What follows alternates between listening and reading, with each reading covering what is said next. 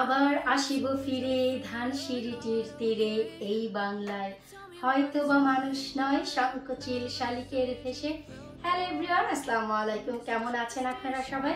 আলহামদুলিল্লাহ, আমি তো অনেক ভালো আছি। সবার আগে শুরুতে একটি কথাই বলবো, এই যে মাত্র দুটি লাইন কবিতা আমি বললাম, এর মিসলিড যেন না হয়, তাই আমি শুরুতেই একটু এক্সপ্লেনেশন করে দিচ্ছি। না আমি বাংলাদেশে যাচ্ছি, না বাংলাদেশ থেকে ইউকে রিটার্ন করছি। আজকে আমি ছোট্ট একটি ভিডিও আপনাদের সাথে শেয়ার করতে যাচ্ছি। আমার মনে হলো যে এই কবিতার দুটি লাইন এই ভিডিওর সাথে দারুণ মানাবে। তো আজকের এই ভিডিওর বিষয়বস্তু কি, প্লিজ সবাইকে রিকোয়েস্ট করব আজকের এই ভিডিওটি শুরু থেকে শেষ পর্যন্ত না টেনে দেখার অনুরোধ জানাচ্ছি। কারণ আজকের এই ভিডিওটিতে থাকছে কিছু স্মৃতিপূর্ণ মুহূর্ত। আর আমি বলছি যে আজকে আমরা ভিডিওর বিষয়বস্তু কি, সৌরভ ভাইয়ার খালা। গত 2 মাস আগেই তার আম্মা দেশে চলে গেছে, এখন হচ্ছে সৌরভ ভাইয়ার খালা, সেও চলে যাবে। তাদের সাথে আমার খুবই ভালো একটি বন্ধুত্বের মতো যে সম্পর্ক তা তৈরি হয়েছে। সৌরভ ভাইয়ার প্রত্যেকটি খালা এবং মারা এত ভালো, তার মাও ভীষণ ভালো, আমাকে অনেক ভালোবাসে। শুধু তাই নয়, মিমের আব্বা আম্মা তারাও, এই আকলিমা খাতুন খালা সেও, তারা প্রত্যেকটি বোন এত ভালো, তাদের ভিতরে একটি অন্যরকম মায়া মমতা লুকিয়ে আছে। খুব সহজেই দেখুন আমাকে এত আপন করে নিয়েছে যে তাদেরকে অনেক আপন মনে হচ্ছে। যখন তারা এসেছে এতটা আনন্দ লেগেছে, এখন সে চলে যাবে ঠিক ততটাই খারাপ লাগছে। তাই এই দুটি লাইন গান বা কবিতা আপনাদের জন্য বললাম। তো খালার এই যাওয়া উপলক্ষে আমি ছোট্ট করে একটি গেট টুগেদার রেখেছি আজকে। সৌরভ ভাইয়ারা আসবে, সাথে তন্নি আর শুভেন্দু দা আসবে এবং তার শ্বশুর শাশুড়ি। ভাবলাম খালা যাওয়ার উপলক্ষে আমরা সবাই মিলে একটু খাওয়া দাওয়া করি, একটু গল্প গুজব করি। আর এই যে স্মৃতিগুলো আমি আমার ভিডিওর থ্রুতে ধরে রাখি, যেন ফিউচারে খালাও এই ভিডিওটি দেখতে পারে, আমরাও দেখতে পারি। জানি না যে খালা আর কখন এখানে আসবে কিনা। তাছাড়া তার ছোট ছেলে এবং ছেলের বউ গত রোববার ইউকেতে এসেছে, আজ তারাও আসবে আমার বাড়িতে। আশা রাখছি আপনাদের সাথে পরিচয় করে দেব। তো চলুন ভিডিও কন্টিনিউ করতে থাকি।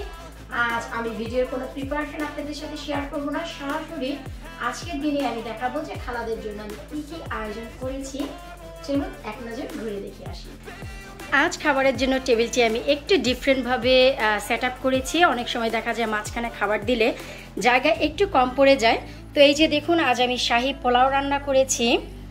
আর গার্ডেনে এত বেশি ধনিয়া পাতা হয়েছে যে হালকা করে একটু পেঁয়াজ আর সরিষার তেল, শুকনো মরিচ দিয়ে ধনিয়া পাতার হাতে মেখে ভর্তা করেছি। চিকেনের রোস্ট করেছি, আর এখানে সরিষা ইলিশ করেছি, সাথে ল্যাম্ব ভুনা করেছি, আর এপাশে সবজি দিয়েছি, আর এপাশে হচ্ছে কোয়েল পাখি।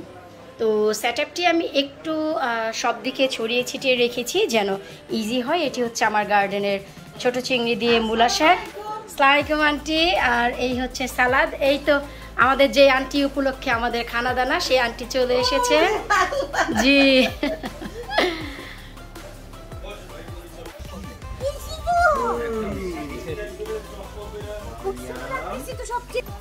আন্টি। হ্যাঁ, ওই যে আপনার গুজবেরির পাশেরটা স্ট্রবেরি, এই যে সামনেরটা এটা গুজবেরি, যেটা বাংলাদেশে আপনারা মনক্কান বলেন, লাল বড়। জি জি জি, এগুলি বেগুন মিশু। হ্যাঁ, কালো মল্লিকা, হাজারিকা, আর হচ্ছে সবুজ বেগুন। হ্যাঁ, আর এটা হচ্ছে কলমি শাক মিশু আমাদের দেশে। মাইয়া অনেক মিষ্টি ভাইয়া, এ কথা বলে না। জি, ওরা গেছে হচ্ছে 11টার আগে, শুরু হবে 12টার থেকে। এখানে এখানে ঠিক আছে? ও আচ্ছা, এখানে ঠিক থাকলে তো ঠিক আছে আন্টি। আমি তো আর ওইখানে দিচ্ছি যেন গরমের সমস্যা যেন না হয়। মিশু কোথায় আছে?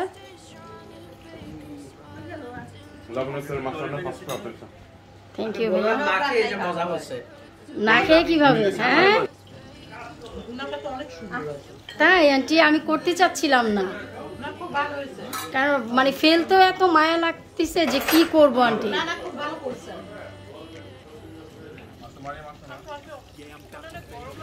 হ্যাঁ হ্যাঁ, এই জন্যই তো বাইরে আসলে কি করবো।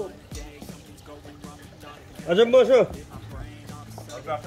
মাইয়া হ্যাঁ, যার যার গরম লাগে তারা চলে আসো এখানে। আমি এই জন্যই তো বললাম যে আজকে আসলে কনজারভেটিভ হয়ে গেছে।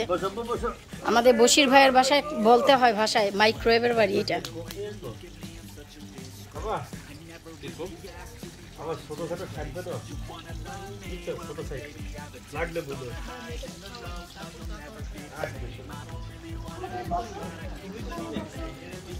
তন্নি এই মনে হয় না এই গরমে পারবি, বাহিরে যাওয়া লাগবে খাবার নিয়ে। হ্যাঁ, আর যদি টিকতে পারিস তাহলে ঠিক আছে।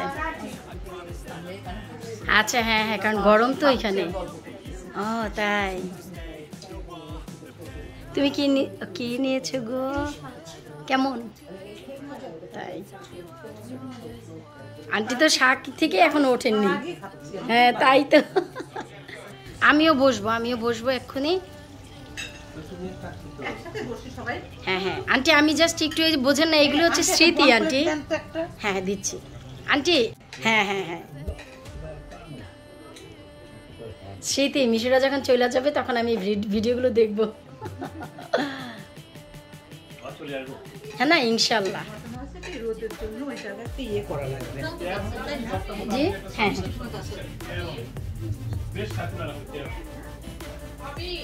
কে রে, কি কি এখানে কি তেমন গরমটা হচ্ছে? ওই যে দিলাম।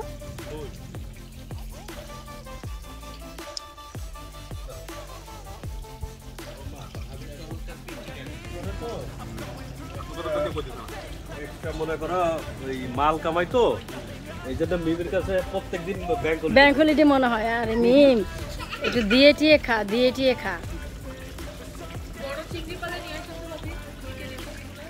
হ্যাঁ আছে, মানে এক একটার ওজন 2 কেজিটা তাহলে। হ্যাঁ হ্যাঁ আছে। হ্যাঁ হ্যাঁ আছে।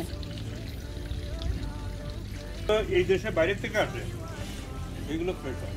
এগুলো তো ভিতরে বরফের উপরে টান করে রেখে দেন ওগুলা বলে ফ্রেশ না, ওই তো 2 ঘন্টা 2 দিন। সবাই খাওয়া দাওয়া করলাম, এবার হচ্ছে খাওয়া দাওয়ার পর কিছুটা ডিজার্টের আয়োজন হয়েছে। তো ডিজার্টটি আমি কিভাবে সাজালাম চলুন আমরা একটু তাও দেখি।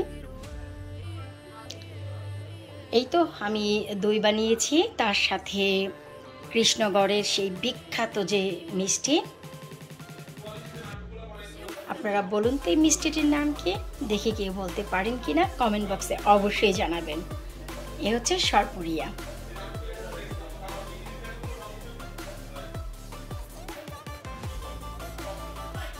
খুবই চমৎকার লাগে আমার কাছে এই মিষ্টিটি। আশা রাখছি আজকে যারা এসেছে তাদেরও ভালো লাগবে।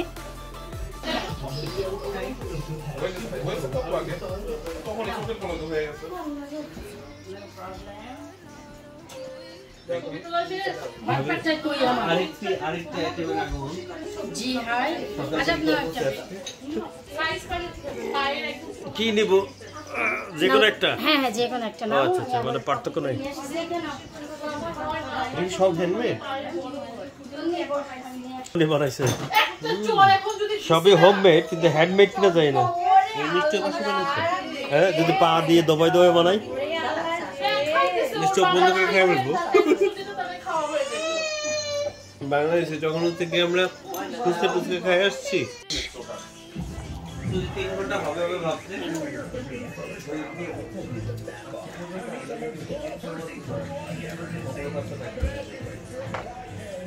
এখন মিম খাওয়ার পর মিম হচ্ছে ভোট দিবে।